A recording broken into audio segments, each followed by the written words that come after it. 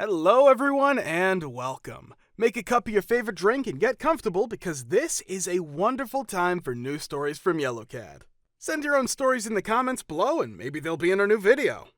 Do you have any, well, that shut 'em up stories from working in customer service, part 4? I was working at CompUSA a few years before they closed. A well-to-do looking gentleman and his high school-aged son approached the counter and asked to return a 2.5-inch hard drive enclosure. I overhear him telling the girl that the enclosure was defective because his drive will not fit in it. She says that sounds unusual because we sell a lot of them and hadn't seen any returned. Upon hearing this, he tells her in a very condescending tone that he is an engineer and his son attends insert expensive private school and they could not get it to work, so it must be defective. The customer service girl calls me over since she didn't really know much about computers and would rather have an expert look at it. When I come over, he has the drive enclosure and his hard drive sitting on the counter. I immediately noticed that he never removed the OEM bracket from the original drive, and that was why it wouldn't fit. I say, I think I know what the problem is, and just need to grab a screwdriver. To which he responds, if neither me or my son can figure it out, I doubt you'll be able to.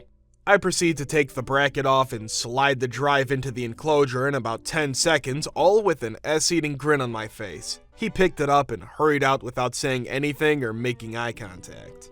The fact that you claim this man was an engineer should scare you and everyone else to death. Hopefully, whatever he was designing wouldn't be something like a bridge or something to do with people, for God's sake. Plus, there's 2 people like that too. That's horrible. I work at IKEA in customer service. On a daily basis, we have customers come in with items that have been used, broken, old, without their receipt, some even not IKEA products, and they are demanding a refund. But the couple that really takes the cake tried to return me a broken and rusty ironing board. It was obviously used, and without a receipt, I'm limited with my options. We can only offer store credit if the item can be returned to stock in original packaging. Obviously, it wasn't. With a receipt, you have 90 days to return your item in any condition. After I refused the return, they asked for my manager. My manager offered to look up their receipt, couldn't find it, so we couldn't take it back. They then asked for her manager. Every time they got a no, they asked for the manager above.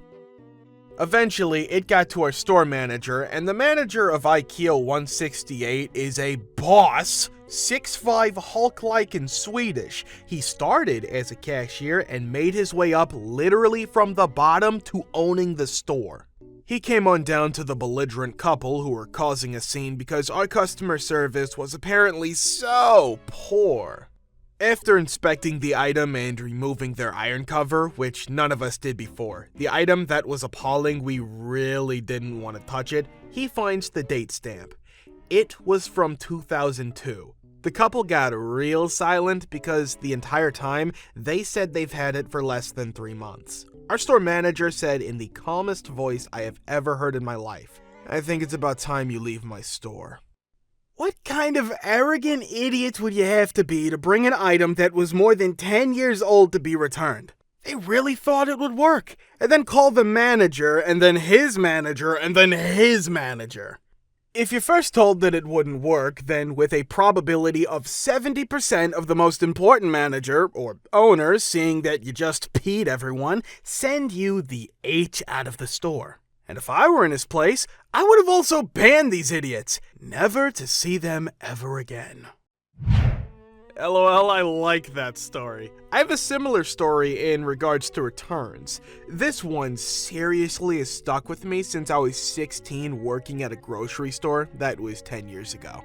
I was at service counter and I saw a lady walk into the store with nothing in her hand. About 5 minutes later, she walks up to the service desk and slams about 5 or 6 pots and pans on the counter and begins to start giving me S for the poor quality of this cookware. It's a grocery store, not a department store. I explained to the lady I would be happy to return the items with a receipt, as I had noticed her walking into the store with nothing in her hands, and she begins to cuss me out and starts going into a giant tangent about how I am a racist and discriminating against her because she doesn't have a receipt, and demands to speak with my manager.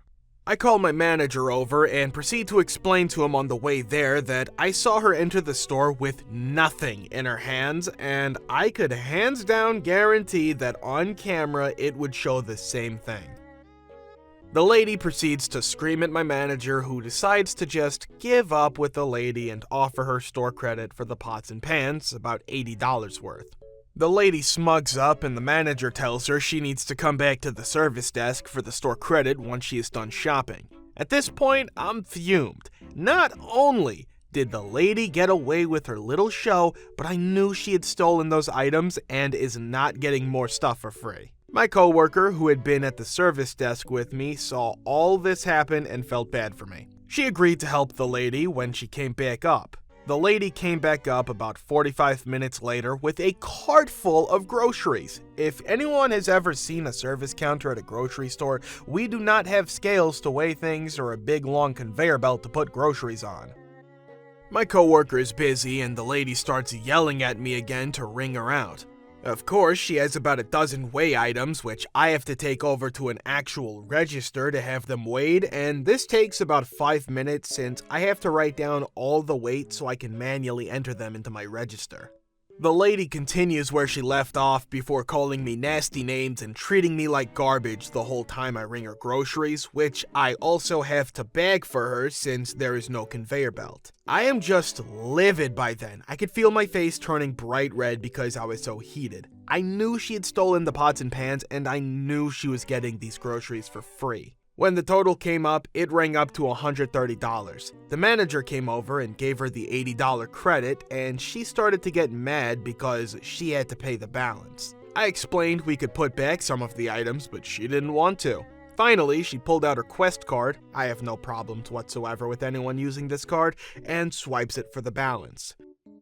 One of the items she had purchased was a cleaning supply item, so when she used the card, there was still a balance owed to us of around $4. The lady started yelling again and stating that I had purposefully not taken the $80 off of the non-food products just so she would have to pay cash. My manager explained to her that we couldn't have possibly known what the $80 would actually pay for, and we had no idea she was going to use a Quest card in the first place. The lady kept putting up such a storm. Finally, my manager just gave up and gave her the cleaning product for free. I was so mad at my manager for letting this woman get away with everything she had done. I went to my store manager and told him the story.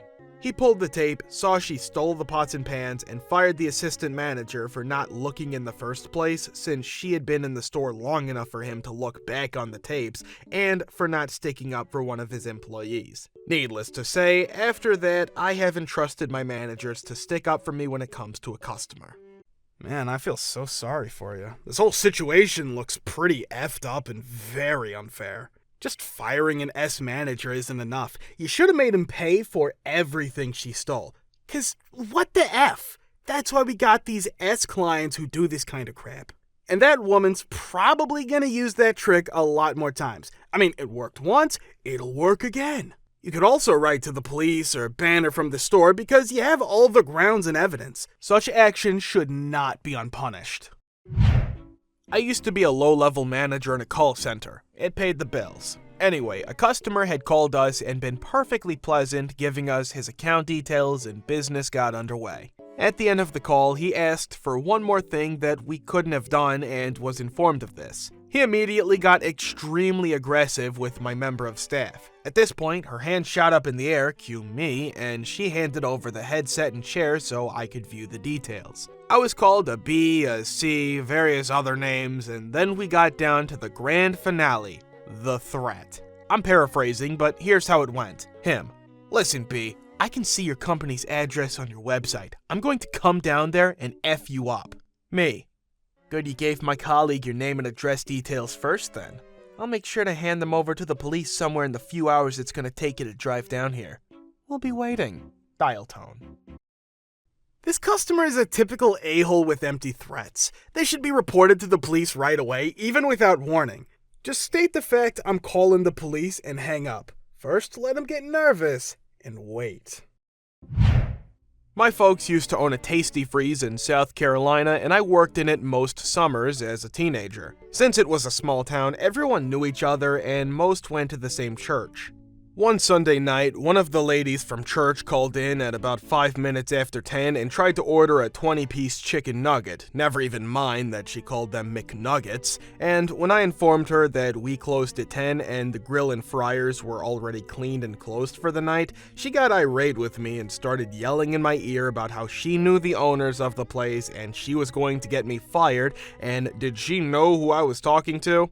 I calmly replied that yes, Mrs. Green, I knew exactly who I was talking to since my parents and I lived right across the street from her and she had asked us in church that morning what time we closed for the night. We were never on speaking terms again. God, how stupid she made herself out to be. She knew what time you guys were closing, but she called anyway, or maybe she'd hoped you'd make those chicken nuggets especially for her because she knows the owners. She really does, but even that didn't help her. I used to work at a deli restaurant and this lady comes in and rudely orders her food. I told her that everything should come out all right and that I will double check for her to make sure her order would be correct. She insisted on getting lots of honey mustard on her sandwich. I typed in extra honey mustard on the ticket. Sure enough, her order comes out, and there seemed to be plenty of honey mustard there. But when I deliver it, she bees at me for not having the extra honey mustard I promised her and told me to effing get a ton more honey mustard for her. I go to the back of the store, get an entire new gallon jug of honey mustard, and plop it on her table. Her friends were laughing and she was steaming mad. She complained to the manager, who thought it was hilarious and actually laughed in her face. That's perfect. You did exactly what she wanted. But, to be completely satisfied, you could have poured a gallon of mustard on that sandwich. That's what she wanted, so there you go. And it's nice that your manager is so cool. I worked in electronics at Target at the time, although it wasn't the customer who suddenly shut up, it was me. This was around 2004 when GTA San Andreas just came out. An older woman walks up to the electronics desk and addresses me. Customer, I'd like to buy Grand Theft Auto San Andreas. Me, is this a gift for someone? Customer, yes, this is for my 4-year-old grandson. Me, well ma'am, just to let you know, this game has been rated M for mature and has a lot of violence, profanity, drug use, and S content. Customer, that's okay, he's already been exposed to all that. Oh, S. I'm afraid to imagine what he's encountered. I think it's worth reporting to child welfare, something like that. I used to work in retail for a carrier and they had those payment machines. This huge man comes in wearing tight clothing and demands we help him on the payment machine. We point him in the right direction and encourage him to try it himself first since we're super busy. If not, we'll help him in a second. He sort of waddles over to the machine and looks at it for a few minutes, starts dropping all kinds of F-bombs on the sales floor and walks over to one of our reps who just finished up. He's literally spewing forth copious amounts of spit as he screams at a rep. Customer, what the F is wrong with this machine? I've been trying to make that effing machine work for almost half an hour. More like 5 minutes. Rep, I'm really sorry. Customer, I don't give a D about your sorry. Help me use this effing machine. You can see my coworker was intrigued, so they walk over to the machine together. The guy starts yelling again, and they have the following conversation. Customer, just take my effing money. Help me use this machine. Rep, sir, I realize you've had a lot of problems with this machine. That's in the past. Moving forward, we're going to use this machine here. Let's start. The obnoxious and deliberate tone which he used for moving forward seemed to perturb the customer just a bit. The guy is just screaming threats, etc., and finally my coworker gets him to stop talking and they start to use the machine. Rep, okay, so I'm going to click the pay by phone number option. So right here, it's asking us for your phone number. If you could read, you would type in your phone number. So, since you can't, what's your phone number? I'll type it in for you. All H is raging behind the silent eyes of this large man as he practically whispers his digits. Next screen pops up. Rep. Alright, so right here it says please type in the last 4 numbers of your social security number. Turns to the guy, looks him dead in the eye and says, Rep. So, if you could read, you would type the last 4 of your social in. Boom! He blew his lid, starts screaming, starts to dial the cops, just ballistic. He runs over to me thinking I'm the manager and demands I fire the rep. We talk for a while and it finally devolves to this. Me. But he was only trying to help you pay your bill. Customer. He called me illiterate. Do I look illiterate to you? Do I look like I cannot pay my bill? Me. Well, if you could read. Illiteracy in America is reaching epic proportions. God, that's hilarious. I could just see him looking at the employee with bewilderment at first, then the screws in his head start working and he begins to realize that he's just being made a fool of and explained everything like a little child. Gradually he starts to blush. It's unbelievable. I hope he never visits you again. If I were him, I wouldn't be able to endure such an embarrassment again. And God, how can you not understand how it works there? It's simply described step by step. Maybe he really couldn't read. Well, then that's sad. Or not. If you want to watch the part 3, click the link here.